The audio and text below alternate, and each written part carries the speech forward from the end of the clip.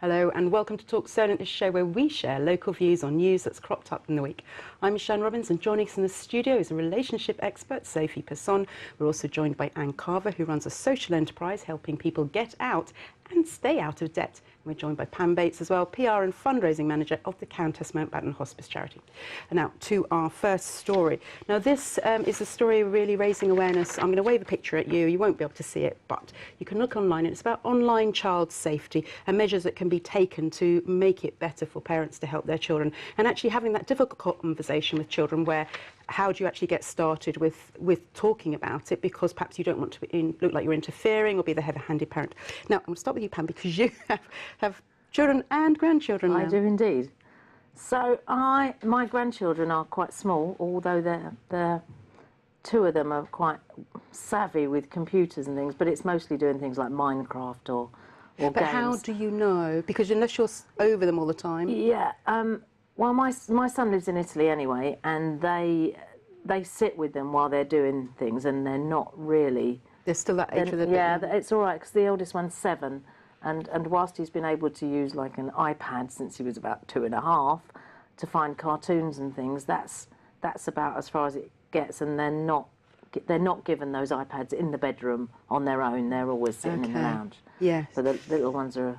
And when my children, a long time ago, it wasn't really like that, no. And you're talking about the Sinclair and all sorts of strange Amstrad computers and things. Yes. For yourself, are the grandchildren too young? The grandchildren are definitely too young, but my older daughters aren't.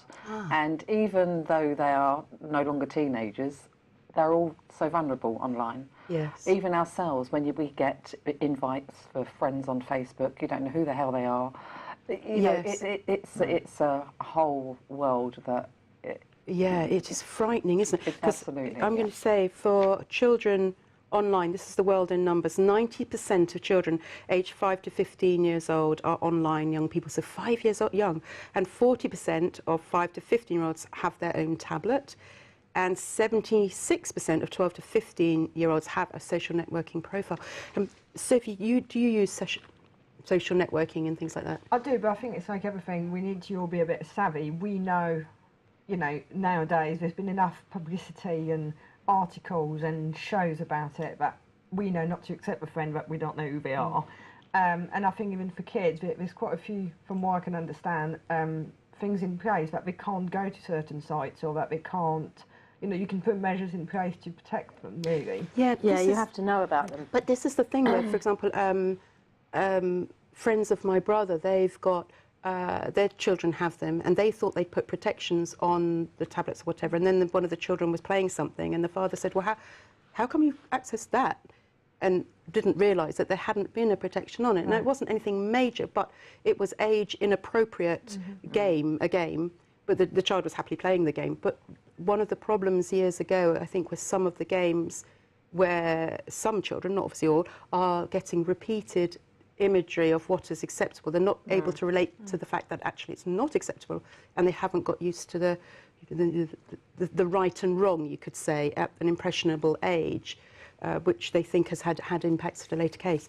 But, so it's quite difficult. And I think the very young generation, they're helping in schools to raise awareness and making it quite clear. But I still think there's a little bit of a gap. It's the teenage years, I think, that are the most dangerous, because you have to trust them to know what's right from wrong, as you're saying.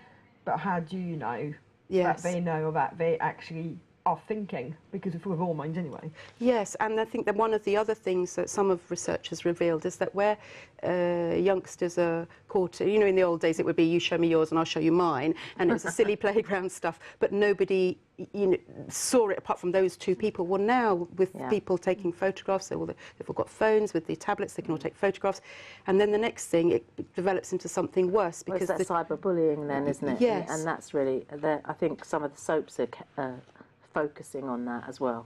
To make people aware, which is good. And also, I think for families to be able to say to that young person, OK, you may have done something initially that you know was not right, that's fine, tell me, I don't mind, because otherwise they've then got the blackmail element of something getting totally out of hand. Well, the trouble is, once it's out there, you can't get it back. No. I think one of the other issues, if I may, is not just we rely too much on tablets and things like that for kids. They need to go out a bit more and learn to play agree from with scratch with board games and drawings and creative stuff, as opposed to just watching.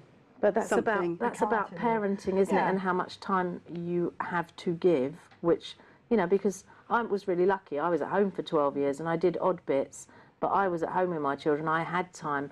Whereas now Not the everyone's so financial lucky, are they? pressures are, you know, are But it is different. that balance as well, because you don't want your youngsters missing out on essential technology, because they'll be behind with their peers when they go to work and find that everything is online. Well, I think, sorry, go on. And also there's the building the trust element as well, because let's face it, how many teenagers want to share their profiles and stuff with their parents anyway? It's that part where communication is branching off differently, isn't it? Now it coming into their own. Yes. So it is a very vulnerable time and a tough one for parents as well, because you do worry who they're connecting to and who they're linking up with. And in their hearts, they have the best intentions to connect with people, not realising who really is on the other is end there. of those profiles. Yes. So you were trying to say something, Sophie? No, I was going to say with regards to the time element, I know that obviously people work and all the rest of it, but maybe just taking an hour on a Saturday and an hour on a Sunday to do a board game with everybody, or a creative activity of some kind, Yes. does help to break it. I think that's a great idea, but I also think you do have to be quite firm, because I look after my 8-year-old and 10-year-old nephews, not because I have to, but I absolutely love to. And when we're together, we try to do something that we're all engaged in. I'm finding that the older one is now wanting to play on his gadget as well as do the game, which is to a certain extent fine, because you think, oh great, that's multitasking, but actually you're not engaged with what's going on. So in the end, I've said, no, we're all doing this together. You watch us rolling the dice and we'll watch you rolling the dice. You can't just dip in and out. Or do you think I was being a bit mean? But could you argue that we are exactly the same when we're on our phones? Yes, but that's when it clicks in, doesn't it? So he's doing the same yes, and that's... Well, my brother lives in Italy as well, and his twins are 8, and they do everything. He's really great with them. So they learnt to surf, they snowboard, they do motocross, and they do all sorts of things like that, like jiu-jitsu. But at home, he builds and makes things with them. But so they'd realise it's not just about things you can buy. Yeah. So they have a very rounded, they're really, really super people already, you know, and So you really good are values. you're a typical grandma, Love totally proud of them and everything. So that's, I should well, imagine that's quite my rare nephews. nowadays. Yeah, but my brother, they had twins unexpectedly. Didn't think they were having children they were in their 40s. Wow. And I think he's just set out to give them every experience that he possibly can, and they have amazing manners, you know, and they're smart. They're two lovely little boys. I love spending time with them, and I'm hoping that all my grandchildren will go along the same lines. And have the same opportunities as well, hopefully. Yeah. I do think, going back to your point, where children are taken out as well, the more that you can show them and give them, and when they've got that opportunity where they're interested in learning things, and even if they aren't interested in the summer holidays, and I had the nephews, and we alternated between something that we had to pay absolutely no money for, but we had to do the whole day, which is quite funny because we went into the forest and we were looking at forestry things, and initially, you wouldn't believe the moaning there was for me taking them into the forest with, but by the end of the day, boys being boys, 8 and 10, they'd found things to throw at each other, and we'd build dens and you name it. But oh, well, my house is always full of tents. Nanny's house is definitely a playground. A friend of mine has got a 6-year-old and an 11-year-old, and the 6-year-old had a few behaviour issues, shall we say. So she's put a ban on video games, and it's 1.5 hours maximum a day, but at weekends only. And since she's done that and kind of like forced them to go out and play, the behaviour issues are near enough gone. You know? Really? Yeah. There's the addictive element to it as well, isn't there? Yes. right, yes. Yes, but it's hard, isn't it? Because you're thinking, am I being unreasonable or am I being balanced? Because I remember when I was young, when I learnt to read and then found that there was a library available and I could access all these amazing books, and I would hardly stay away from a book. I was very fit, I did a lot of sport as well, but when I found reading as well, and I'd go out and I'd be reading the book as I was walking along, and then is it the same thing? And so is it for your parents to then say, look, you've done 2 hours of reading and you now need to do something else. But that Same as the saddens tablet. me when it's not the child but it's the parent walking along on their mobile phone and not paying much attention to the children. You see it Yes. a lot now. You know, I was somewhere the other day and a lady was in the restaurant with her children and she was on the phone the whole time, not paying any attention. Yes. And I just think It's that very is, sad. you know, as parents, just to Yes. be conscious and aware of that. And exactly what you said about the children seeing that behaviour and then replicating it. So at some point the children are not, there's a time when they haven't got time for their parents anyway, which is the natural thing, but actually they're going to be, sooner than you want, focus on what they're doing and have no time for you. It's like, well, that's They what grow you've just up, had don't for they? them.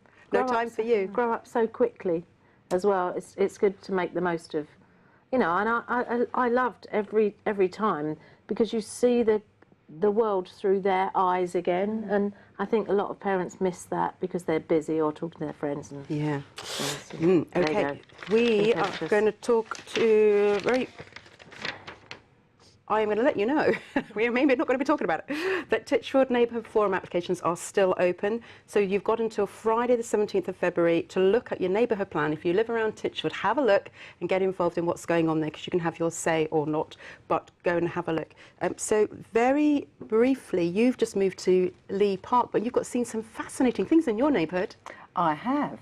I love Lee Park. You hear sort of lots of stories about it not being a very nice place to live, but I'm really enjoying it. I must admit, I did grow up on a post-war estate of Londoners in Surrey. My parents were the London Overflow, and we had a very strong community growing up, and you know, a great woodland over the back. So I've got a really good association with social housing estates. So I've just moved to Lee Park. I've taken £30,000 off my mortgage because I've downsized, and our back garden actually goes out into a little ancient woodland, which was a really nice surprise. And just over the road from there is Lee Park Gardens, where you can walk the dog, and there's a lovely big lake. And I've seen a kingfisher 3 times in the last week. So it's Brilliant. a really lovely environment that I'm enjoying. Well, that's fantastic. Right, we're going to find out a bit later what's going on in the neighbourhoods of other people on the sofa here. And if you've got stories that we should be talking about, then of course do email us on talk@solent.com or send us a tweet using the hashtag #TalkSolent.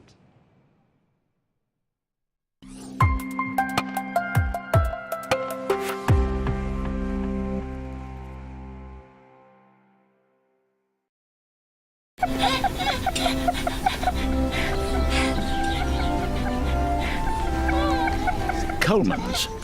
Easy does it.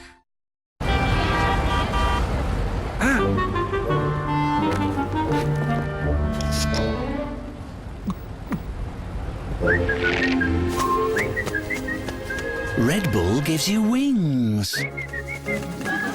But that's not really a secret anymore.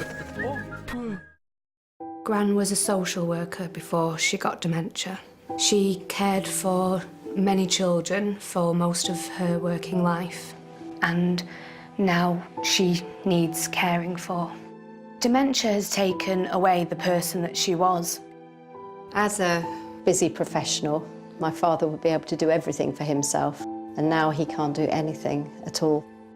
Every year, 225,000 people in the UK develop dementia. It can happen to you, your loved ones, anyone. But it's not an inevitable part of aging.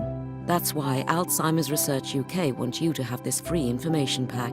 It will tell you about the things you could do to help reduce your risk of developing dementia, as well as some of the early signs and what to do if you're worried. Call 0800 035 5984 or text RISK3 to 78866 for your free pack.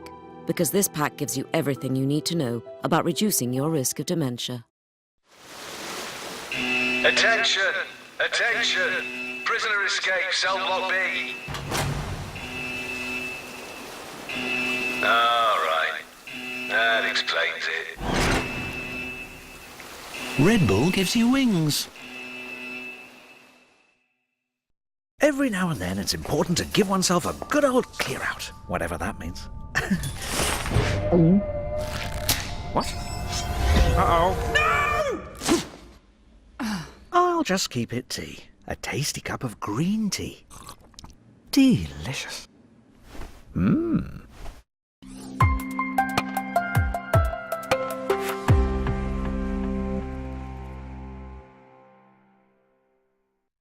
Welcome back to Talk Solent, the chat show where we share our local views of news catching our eye. And joining us from Portsmouth, it's Sophie. Actually, sorry, it's from Southampton, it's Sophie Personne. From Lee Park, it's Anne Carver. And from Chandlersford, it's Pam Bates. Now we'll start with you then, Pam. In your neighbourhood, what's going on? Oh, well, I love Chandlersford. It's a great place to live because it's got connections to the motorway quite quickly, so lots of exits in and out. But we have all sorts of birds and things in the garden, which is quite good. But my housemate has a dog who does like to chase them across the garden.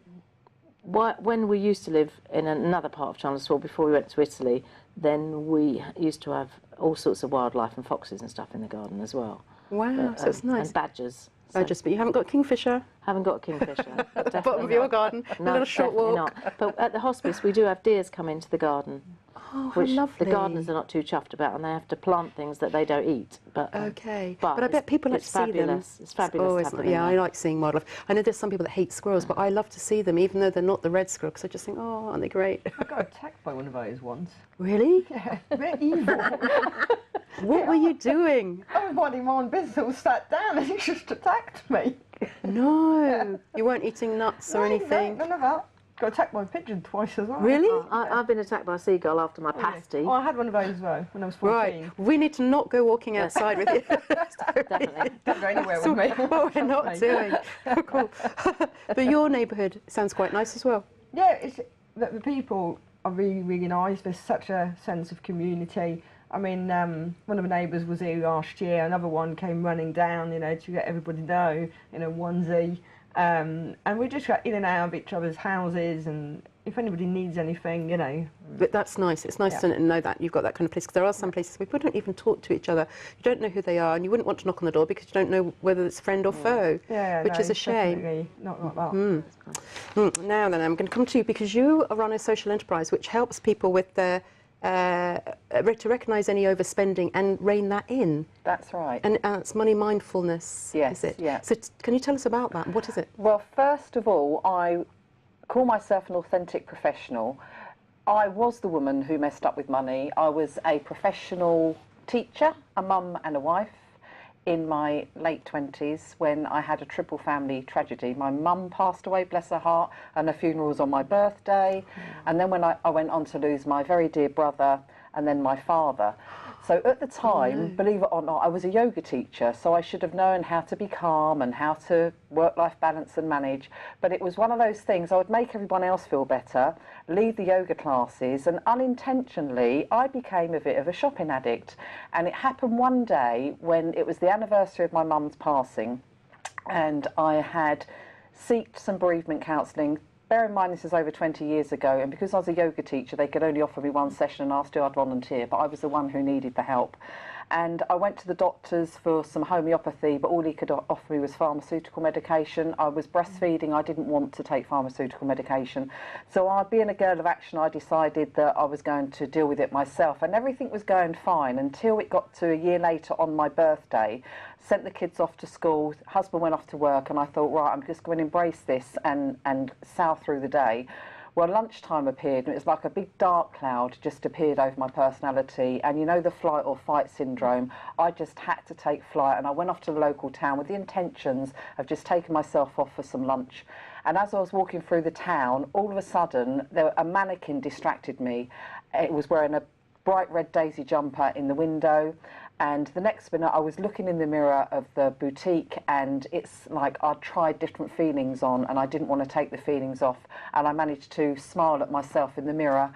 So I paid for the jumper, kept it on, walked back through the town, and I noticed all of a sudden people were smiling at me, I was smiling back, my persona had changed, my physiology had changed, I was generally feeling better.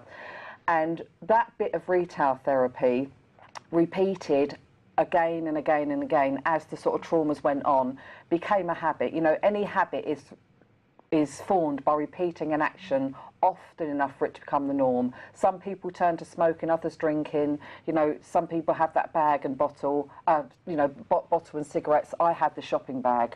And over a decade, I racked up huge, huge debts. But what I found was conventional methods of help didn't recognise I had a mental health problem. You know, I was suffering trauma and depression. And for me, budgeting when you're overwhelmed and you're needy, your overwhelm and neediness overrides any logical budget sheet telling you not to spend. The financial advice for me was to remortgage. Our mortgage climbed from 10,000 to 100,000. Oh my! You know, and But you were able to remortgage. I was able to remortgage, but that didn't do anything because my habits had spiraled out of control, and all it done was give me the green light to spend. So a decade on, I was in debt, I was addicted, I was in despair, and I got mad, I fired up, and to be honest, that was my blessing in disguise, because I decided that I wanted to find a way out, I wanted to get better, and I found coaching was one of the best things for me, really helped me to get my head around life. I addressed the traumas, and I got into really great financial education. Tony Robbins' Wealth Mastery was the thing that really... But did you find that yourself? I did, absolutely. The power of the mind, I realise, is that when you have a vision of something you want and you have a strong enough motive, doors of opportunity begin to open for you, or you begin to see. And my instincts were so strong. I really did have the motive of wanting to be free and to get my well-being and my head back in a better place. So I just followed the signs, you know, and got into coaching. That led from one thing to another. And gradually my debts paid back, but I realised my financial debt wasn't anything to do about the money. It was more of the emotional and mental ill health I was suffering beneath. My debt was a reflection of the mess and the overwhelm that my life was in. You know, spending was a way for me to distract myself from the traumas, you know, and now I spend my energy in different ways. You know, I began to writing as a way to express myself instead of shopping, and I never intended to write a book or publish my book, but my book got published in 2013. My writing got me awarded a place at Social Entrepreneur School. And basically a social entrepreneur is someone who sees or experiences problems and wants to roll their sleeves up to do something about it. So I see that financial help out there helps very much the finances, but I'm very much wanting to help that person, wanting them to realise they're not on their own, and it's the habits that they've built as part of turning to retail therapy to bridge that trauma, if they can get to grips with that. So I've developed a system and a coaching program and written a book, and I'm just, you know, adamant to help people find that contentment. And let me have a look at the book. So this is a really powerful thing. So it's called Hey Big Spender, Get an Emotional Grip. So we'll just show you that for those of you that wondered what the book is that Anne has written. This is what it is. And in it, it's got red dot shopping. What's red dot shopping? Red dot shopping, basically, the red dot means stop. Rather than any complicated budgeting sheet, what I get people to do is collect their receipts for a week for everywhere they spend money, be it at the school, out socialising, in the superstore, in the garage. They bring their receipts along and they put a red dot by every item they didn't intend to buy, every unplanned, emotional, impulsive whim. So those red dots are dotted through the receipts, and then we add them up to see how much their unplanned spends for that week cost. And then, say if those spends were £50 a week, we would add them up to over a month, which is £200 a month, and times that by 52 over a year. Some people spending like, say, £200 a week, which is £800 a month. And I get them to add that up, how much it's going to cost them over a week, over a month, over a year, and to have a reality check on how much that habit and behaviours are costing them. Rather than then not doing it, I get them to set a higher shelf aspiration of what they want to do instead, whether it's to start a business or pay their debts down or write a book or be an inspiration to their children. So I get them to measure how much that they are spending in that way and to set an aspiration of what they want to do instead. And then the red dot, they wear a band on their wrist, which I call them their distraction band. So the next time they're tempted to spend and they reach out for that quick fix, they can think, am I putting that money towards that quick fix or my dream? And my system that I created, which I needed to do to keep my own spending on track, because there was nothing out there to help me, so I found ways to help myself, is proving to reduce weekly spending by a third. One little girl, she reduced her spending by 50% over a year. I went and videoed her a year later. When you say little girl, well, do you mean a young lady? Sorry, little girl, yes. Not a little girl, It's not- sorry. Yes, it's not a young money. lady, yes, a young parent, yes, yes, yes. Wow. So it's all about the habits, you know, a bit of retail therapy repeated again and again when you're suffering trauma or depression. I'm not on the anti-consumerist bandwagon here. I'm helping those people who have the problem. Yeah. But all I want them to remember is that red dot. That red dot means stop. You know, when temptation is really putting you, stop and think. Yeah. And just by making conscious, better decisions, it enables people to get their confidence, their day-by-day management skills back, and pile on the pounds. It's like Weight Watchers, but with money, helping people to pile on the pounds sounds great. rather than lose the pounds. You also work with the mind, with the work that you do for relationships. Do you see a correlation there in what Anne has been saying about how things work? Every time there's a behaviour, there's a deep root cause. In your case, you knew what it was the triple tragedy. A lot of the times when people do whatever they do, whether it's drinking, spending, or attracting bad relationships time and again, not being able to deal with the current one, is because there is something in the back of their mind that they've put away, they don't want to know, and it's finding what that is to solve the behaviour.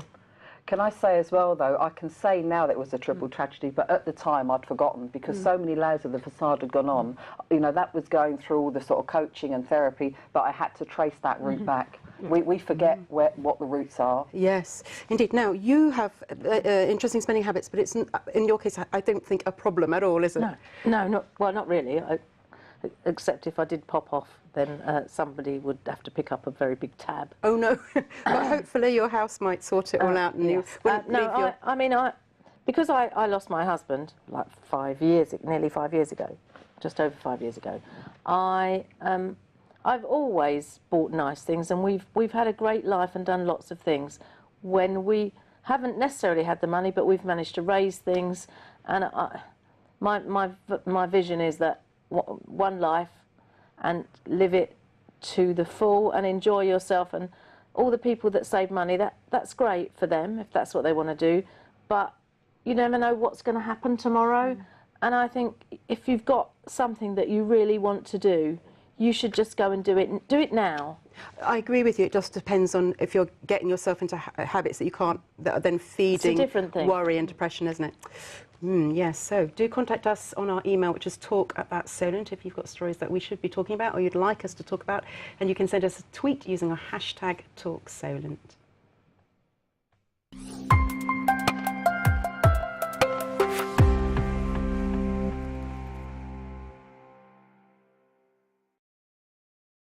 During difficult times, it's good to know that Bupa Health Insurance is there for you and your family. We can help get you fast diagnosis and expert care should you need it, so you can focus on what's important.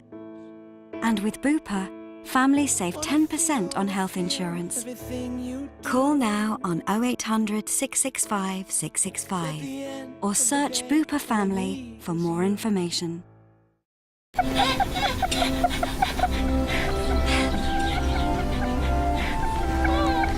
Coleman's. Easy does it. When it comes to family, we do anything to protect them.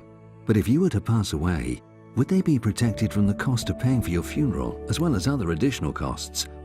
If the answer's no, then the answer's a funeral protection plan from Promise Life. A simple, affordable way to protect your family financially.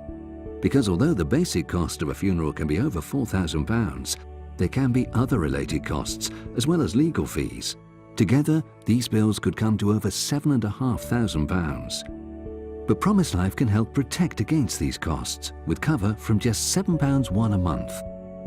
Payouts are fast, guaranteed within 48 hours, or you'll receive an extra £100. Acceptance is also guaranteed, and once you take out a plan, you'll receive a will kit absolutely free. So make a promise to protect your loved ones today and call Promise Life now on 0800 907 0800. With the Glasses Direct free home trial, get 4 pairs to try out at home for free. They're great. Test drive your new glasses today and see if you could save at Glasses Direct.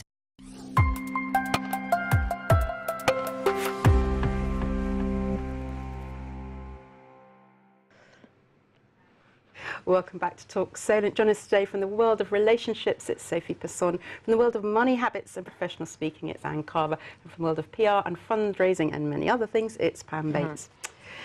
Now, I don't know if this strikes horror into your heart at the thought of it, or it's just something wonderful that you're looking forward to, but it's going to be Valentine's Day in the week. So, February the 14th, I don't know if any of you know, but apparently it was originally, according to this particular website that I looked on, which was called history.com, it was saying it was introduced by the Romans initially from a raucous celebration. It then got kind of stolen by the Christians to make it possibly a little bit more romantic. And subsequently, all sorts of things have been going on, with the Romans actually banned marriage. And St. Valentine is one of the saints named St. Valentine, because there were a few, but apparently he got killed because he was letting men get married. But the reasons one of the Romans banned marriage was because they thought single men fought better in war. Now, I have no idea if that's true. Yes, but it sounds great, doesn't it? I thought it came from a priest. That was called Valentine. Yes. They did it to celebrate him or something. Yes, he became a Saint Valentine, and he was a priest that married these men in secret, Right. if that's the true thing. So, for Valentine's Day, if you live in Portsmouth, the Blue Reef Aquarium, I'm going to wave pictures at you, anyway. The Blue Reef Aquarium have got this love tunnel, with them renaming one of their tunnels the Love Tunnel, because they say that people going on a first date often go to the aquarium because it's less, it's something to do, but without being too intrusive. I know. So if you were going on a first date, Pam, where would you want to go? Well, oh gosh, a first date. Depends how much money they've got, doesn't it? And where they want to. I quite like a surprise, actually, and fish and chips on the beach would be fine for me. Yes. Anne? Something where you can have fun together, doing something, you know, where there's not that awkward silence kind of thing. So, trampolining or something. Really? Trampolining might be a little too much but something where you can just have fun and have a laugh. Yes. Yeah, And Sophie, what would you? Yeah, it would be quite fish and chips on Fish and chips on the beach. Yeah. Yes. That'd be quite nice. Yeah, it would be lovely, wouldn't it? Mm. You know, your relationship expert-wise, Valentine's Day, is this a terrible time for people or a good time for people? I think one of the issues is it's too commercial. If you love someone, you should celebrate it every day. You know, I often say that you get married, okay, you take your vows on that day, but that should be renewed every day. It shouldn't be taken for granted. It's a bit the same with Valentine's. You know, if you want to buy flowers for someone, what should you be on a day when a rose is 200% more expensive than another? I half agree with you, but I also do think because it is that day, to not do anything on that day is to me saying, well, you're not worth it. No, I get that, but what So I'm trying to say is that a lot of people will only do something on that day and not on any other. But it'd be nice to do it all the time, wouldn't it? Not all the time, but make, you know, a surprise sometimes.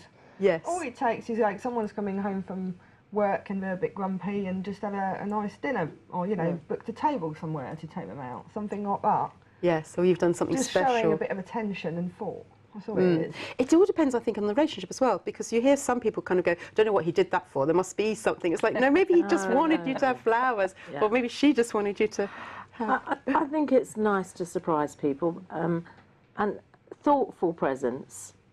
I quite like any reason to celebrate, and so I quite like all the official things that we do, because it is part of our culture and stuff as well. And it's Italian, as you're talking about. The Italians celebrate so many things all the time, and we don't enough.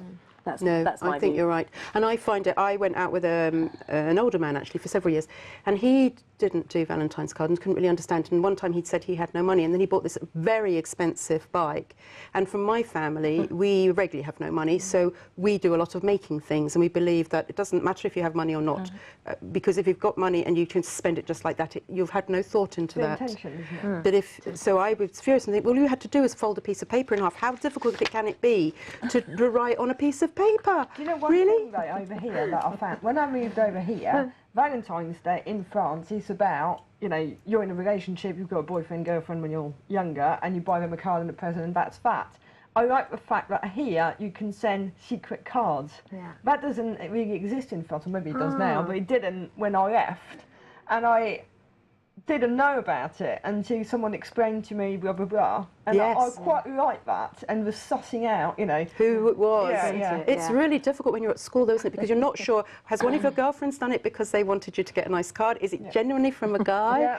You don't know. I remember years and years ago going in the pub and this guy's eyes really lighting up and him thanking me for the card. There's no way I said that. But did you feel better and want to have sent him a I card? was a bit worried about how much his eyes were lighting up. That sounds great. I actually remember that first year was when I found out about all of this, and I had a card, and I found out that it was actually from a man that was 55 years older than me. Oh. It's a bit, But it's still, but it was nice to get to think, oh, how sweet that they thought that would be lovely for And me. the feeling of that love element, let's face it, it's great, isn't it? It's better than sort of Christmas and birthdays. It's the element of love, isn't it? You know, one of the highest energies there is, and you know that love in the air. It's a nice thought in February, isn't it? Yes, it's hard. It's so hard as well, isn't it? Because the influence, you could say, of love sometimes can totally transform your life, and therefore, if it isn't in your life, that can also equally be the other way, can't it? And you just have to it is in our lives, isn't it? We can choose to love ourselves no matter what, and then we don't have to depend on it coming in coming externally, does it? You know. Funny you should say that, because who wrote this book? Was it Anne or was it Sophie? So this book is called Your Other Half. So Sophie, you're going to tell us about it, because last time you were on, you were talking about publishing it, and it's now in print. it's here. It's a real thing. So tell us what it is. Basically, it's for people who have got either relationship issues or who are single, who want to find out why that is, as in why they're single or why they have got a relationship issue. And just it takes them on a journey to identify some of these deep-rooted issues we were discussing earlier, and then the realisation of what they think is a problem is actually a symptom of something bigger than what they realise, and then I give them a few tips on how to progress from there. Brilliant. And are you able to share with us one of the tips? Of Not really, because you need to go through a journey to well, we're not letting anyone sit. Okay, so it's like a progressive thing that will help. It's not just like, oh, here's a tip. It's not like that at all. It's literally, this is why, and unless you've read the beginning, you won't get the middle and you won't get the end, if you know what I mean. Brilliant. But again, part of any relationship, personally, and for my personal, I think you do have to be within yourself, totally comfortable with you and yourself before you can then actually be part of a couple. If that's... I think as well, if you're not comfortable with yourself, you end up attracting the wrong type. If you're not feeling confident, if you're feeling, you know, on a low ebb, you know, you attract like with like, don't you? So the better you can feel about yourself, I'm sure that the better things you...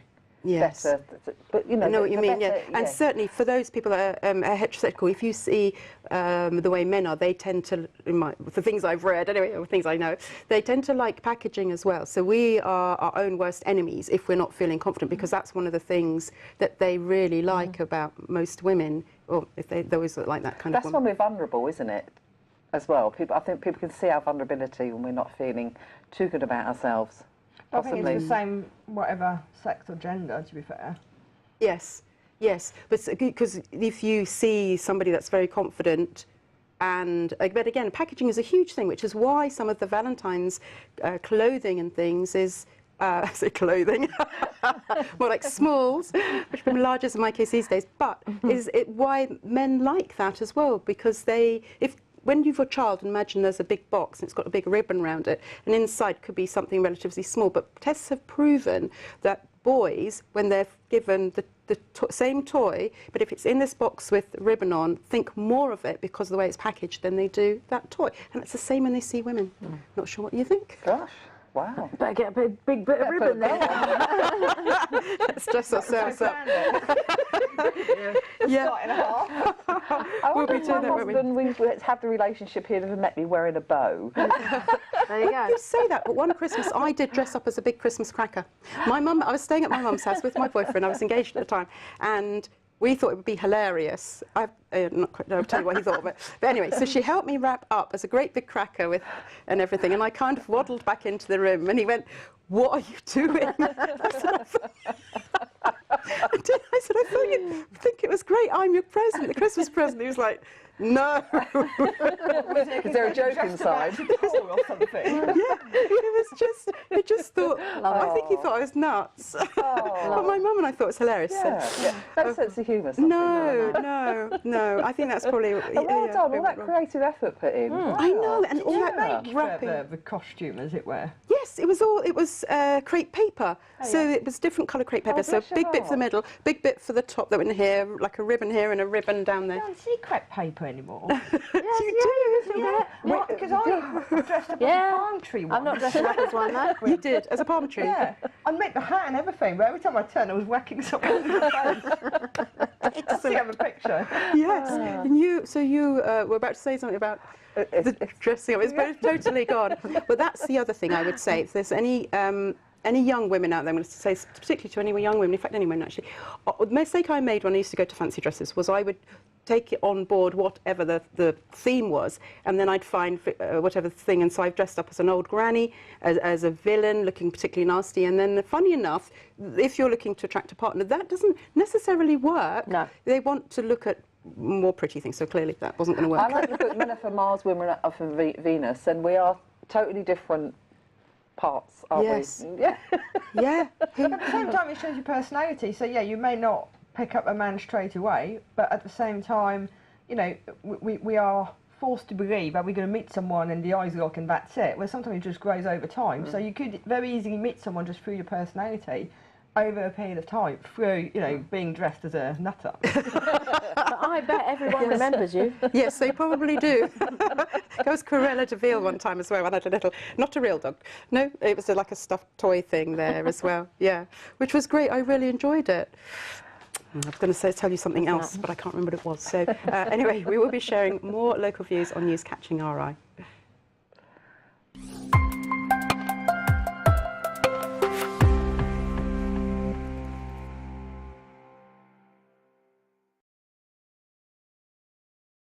Anybody who struggles with their weight, and I'm at the head of that class, knows that it's not just about the weight. It's about something bigger. You've been fighting with the wrong tools. You've been looking in the wrong direction. So every time I tried and failed, and every time I tried again, has brought me to this most powerful moment to say, if not now, when? Are you ready? Let's do this together. This incredible beauty product appears to temporarily reverse time and leave you looking years younger in under a minute. Look at the dramatic results women like you are experiencing every day. See how Ava's eye bags were transformed in under a minute, and Diana's wrinkles disappeared before her eyes. What is the secret to these wonderful results? Revealing Rock's Flawless Eyes, the beauty gel that gets to work in under 60 seconds and lasts for up to 10 hours, day or night. Look, apply just a tiny amount of Rock's and see the dramatic change to your eyes less than a minute later.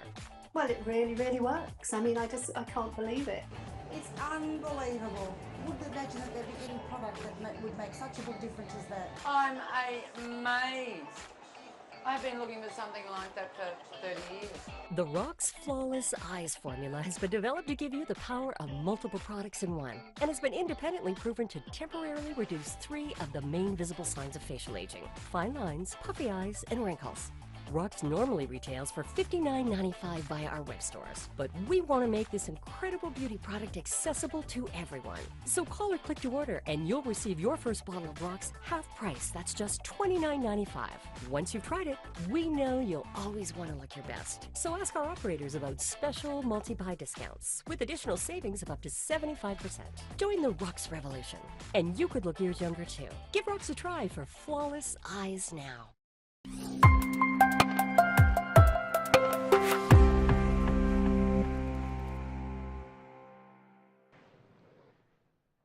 Hello, you're watching Talk Solent. On the sofa today are Sophie, Personne, Anne Carver and Pam Bates.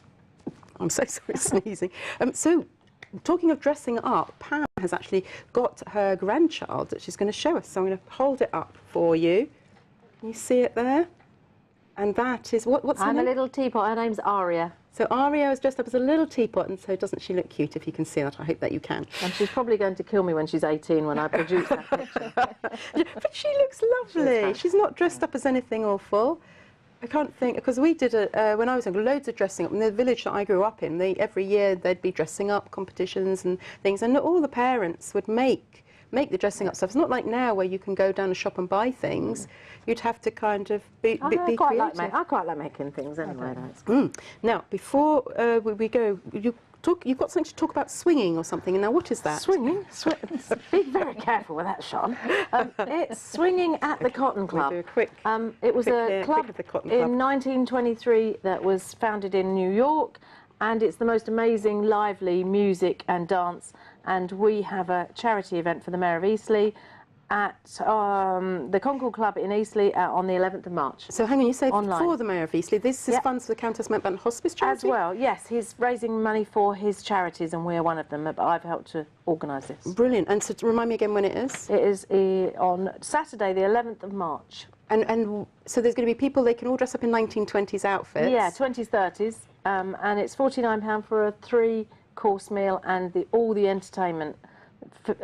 Music and dance. So, and is the music and dance going to be from the swinging club? Yes, in fact, I'll have to put my glasses on because I can't read. But it is featuring the Harry Strutter's Hot Rhythm Orchestra and the Lindy Hop Dance Company. Brilliant. Yeah, well, that sounds very exciting. It's fabulous. It's going to be a fabulous It's going to be a great day. Very nice. Right, now then, we're trying to avoid this quiz, which we're not going to avoid. So it's quite exciting. So some of you may have seen earlier in the week that Google had drawn, they usually do lots of doodles, and they had a doodle about Carmen Miranda. So starting with you, Carmen Miranda, do you think she came from a privileged background, yes or no? No. What do you think? Pass. I was just going to say pass. I have no idea. Okay, so you're correct. She did not come from a privileged background. She grew up in Rio de Janeiro, where her father worked in a barber shop. Although I say privileged, it could be privileged for some people who didn't actually have a job. But she went to work in the shop age 14 to pay her sister's medical bills for tuberculosis. And then she worked in a hat shop, which is interesting because she always had those fabulous hats. And I will show you. She was a samba dancer. So this is here, dancing with one of her fabulous hats on. And that was in the Independent Online. So you can look at the Independent Online. So how did she get started? I'll start with you, Sophie. How did she get started? Spotted by someone? Actually, yes. A guitarist reportedly overheard one of her impromptu performances and invited her to sing on a local radio station. Oh, how great. Yes, and the next one, you don't get out of this, I'm afraid, Anne. So was Carmen Miranda her real name? Possibly not. What do you I'd say no. I'd say yes. Aha. Okay, but actually, no, it wasn't. But her father was furious. This is on the days when it's not My Daughter Not on the Stage. And when her father discovered that she'd been on a radio show, he beat her mother quite badly to say, I don't know why I added in badly, because maybe it wasn't badly, but no, he beat her because he was so cross that the daughter had been on this programme. And so he would refuse to allow her associated with the family name doing these performances. So there is a place in Hollywood named after her. Do you know where it is? Los Angeles? No. Okay, it's a city square. Anyway, so that's your Carmen Miranda facts. They're all just for you. So news that was in the Portsmouth News earlier in the week, and this was a gentleman that runs and owns the guitar shop in Southsea. This is an amplifier, and this lady, so very sadly, her husband died, and she put this up for sale. But what happened was the guitar shop owner didn't want to take her money. She wanted about £200 for it, and he said no. What he would do is try and get a buyer for her, and he found a buyer in Canada who paid £2,500 for that, and he gave all of it to the lady. So this is a wonderful good deed, which is just exciting. So you were doing good deeds earlier in the week? Well, I'm not sure if it's good deeds, but it's something that I really love to do. I was at Solent University talking to students there about how to do all sorts of things, network and interviews. And I've been at City College as well this week, and I'm due to go to Fareham College in March as well to do the same kind of thing. It's just about helping them to get a leg up into the world of work. And what talk to them about then? Talk to them about how they should present themselves, talk about interview techniques, but how to engage as well, and how to be a good interviewee and dress for the part that you've already got it. Things like researching who they're going to see and what kind of person they are. And there's a lot on the internet, as we know, we talk the good as well. But how to network and how to network themselves and what networking should be, not taking. It's all about giving. Yeah. Brilliant. There you go. Yes, and you've been doing good deeds as well? Well, I will be. I've agreed to do some talks for women who suffer from domestic abuse. I mean, back in a few years ago, I was in a very abusive relationship myself with a guy. I didn't realise at the time, but there was an awful lot of emotional, harassment to a degree. He carried on harassing me afterwards, and I ended up having to get an injunction against him. So it's something that, I'm quite strong-willed minded and all the rest of it, but it can happen to the best of us because we try and see the best in people. And a lot of the time it's because we go against the gut instinct. So I've agreed to just do a few talks to show them that you can actually pull free from it. And, the fear of the future doesn't exist yet. If you take, for instance, a child that's 2-year-old and has got a favourite dummy or a favourite bear, the bear brings so many feelings of happiness, joy and all the rest of it. Remove the bear or lose it, and the child starts crying and being scared and petrified and all the rest of it, nervous. Actually, the bear has contributed nothing to this. Everything is perception from the child. And it's a similar thing with the future and being worried of what's going to happen to me, my kids, if I leave him. So it's trying to explain to them that there is something afterwards and you've got to trust. Which is great, so that's really good. Good deeds wise, anything that you know of or you've done or you're going to do, and of course you do with your social enterprise anyway. Yeah, I just love good deeds. Isn't it great? Once again, growing up on this estate full of Londoners, we were taught good values. If somebody wanted a hand across the road, you helped them across the road. And I remember one impactful event I went to with Tony Robbins where we walked across the hot coals called Unleash Your Power. And he said, I want everyone in here to go out and do a good deed. And there was 10,000 people at the event. So that meant he could go away knowing 10,000 people were going out and doing something good. And it was at that time when I was coming through my spending addiction, and what I wanted to do was teach my children how to give more, not just shower them in presents and to take. So, cut a long story short, I phoned up the Salvation Army and booked to go and wrap food parcels with my daughter. And we got so much out of that. I really didn't expect to get anything out of it. We were there to give and to wrap food parcels, but we got so much out of that. And that's one thing I've taken away, is to teach our children how to give. Yes. And I think that's important, and to, like you say, the good deeds and helping people, because that's the way I was brought up. And I'm not sure that's the case in lots of cases nowadays, which is a real shame. And also, for most people do want to help others. It makes you feel good because you know you've done something good as well, which must be great for your psychology. And there are some companies where they stop people being able to help other people. I don't know why they do it.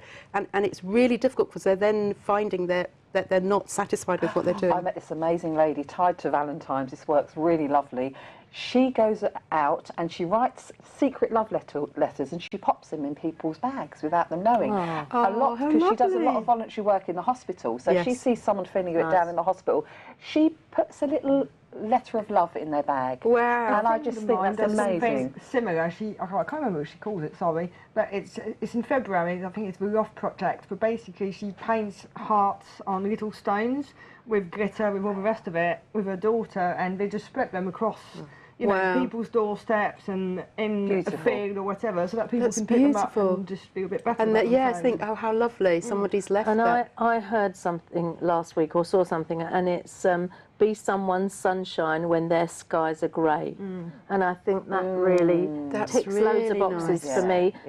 Not being morbid or anything like that. I think it's a really, really nice. Yes, that's lovely. I did do something really funny in the gym the other week.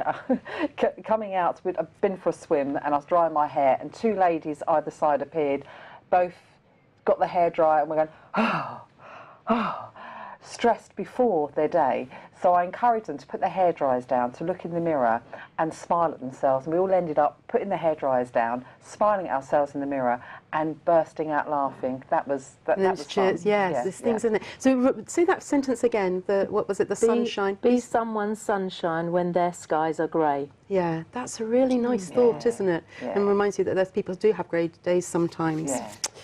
So you've got your family fun day, but I have. Which is, when is it? It is on the Sunday, the 19th of March at Chilworth Manor, and it is what it says on the tin. It's a fun day for families and children and adults.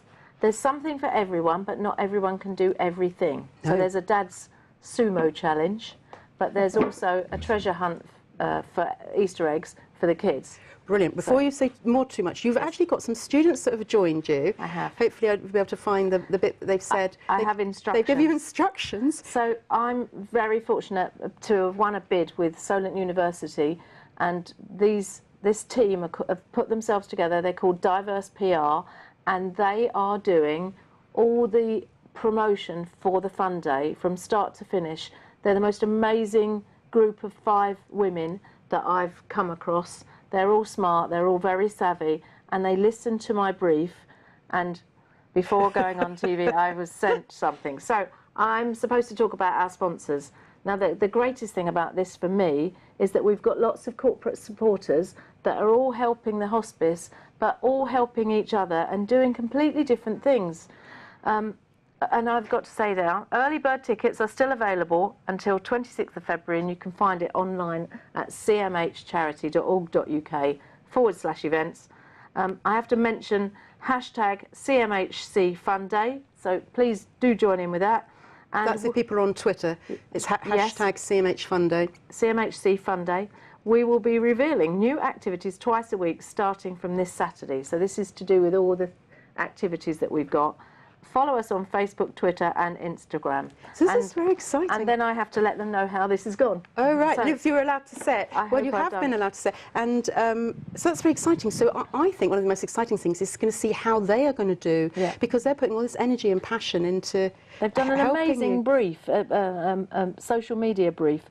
So I'm so excited by it, and it's very energising to be working with them and using all their skills. So one cares about law, so we had to have an agreement about social media, about how they're going to do that.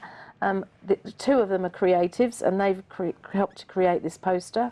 But we've got mascots coming from different people. So we've got Eric the Owl. Eric the Owl. We're not going to hear about any more because that's all we've got time for. But that sounds so exciting, and I'm sure we'll hear more before the event, so we can get involved with that as well. Very many thanks to today's guests, which is Sophie, Personne, Anne Carver and Pam Bates. And Talk Solent returns next week at the same time. Goodbye.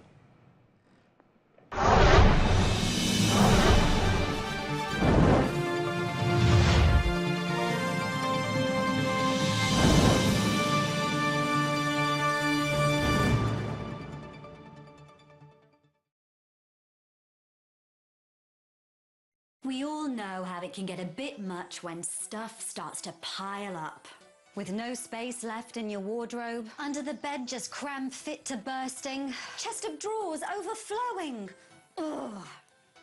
But I've changed the way I use my space with these, the Space Systems vacuum storage bags. Using them is easy. Just pack your stuff, zip up the airtight double zipper and vacuum out the air, saving up to 4 times the space. For bulky bedding, I use the high-capacity stackable cube. And for tops, fleeces and sweaters, the dual-use bag is perfect. With Space Systems, you can get up to 4 times more in spaces like this and get more space to live in places like this. Space Systems dual-use bags work with or without a vacuum. So for travel, simply roll out the air and fly carry-on only. It'll save you time and could save you money on whole baggage fees. Space Systems 4-layer construction protects from moths, moisture, mold and dirt. They're airtight and watertight, so they can be safely stored anywhere. You can pack and store up to 4 times more.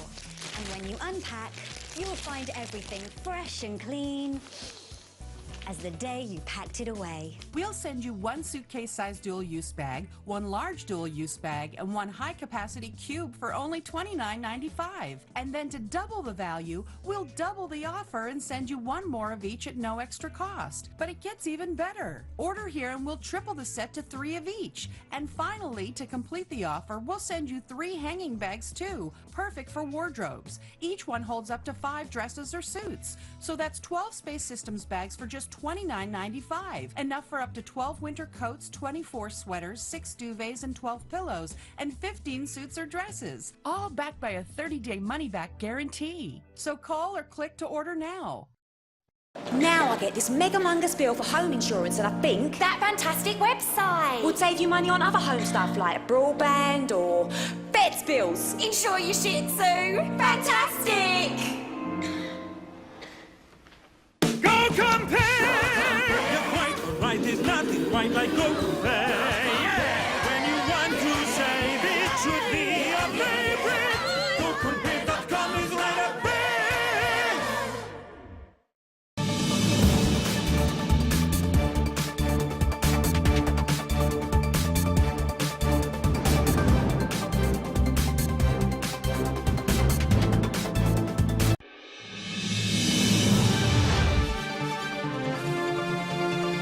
Way insulation to millions of UK homes.